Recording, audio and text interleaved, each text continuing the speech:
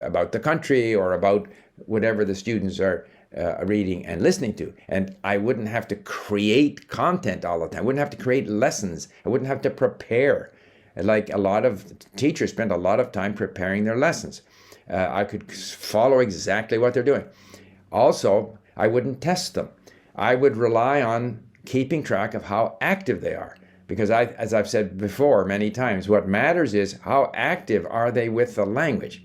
Some are going to do better than others. I don't want to discourage the ones that are, don't pronounce as well, or they don't seem to do as well for whatever reason. They might start doing better later on. So if they're struggling at an early stage, why would I discourage them? Rather, I would want to control. I want to see how active they are. And if they're not very active, how do I make them more active? Is it because the content is of no interest to them?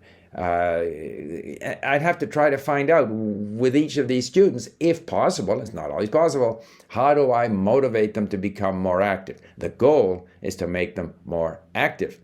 And so once you accept that the teacher doesn't have to bring the language to the student, so the teacher doesn't have to be native, doesn't even have to be proficient in the language, it now opens up the possibility that many more schools can offer languages which they now don't offer because they don't have an accredited teacher in that language.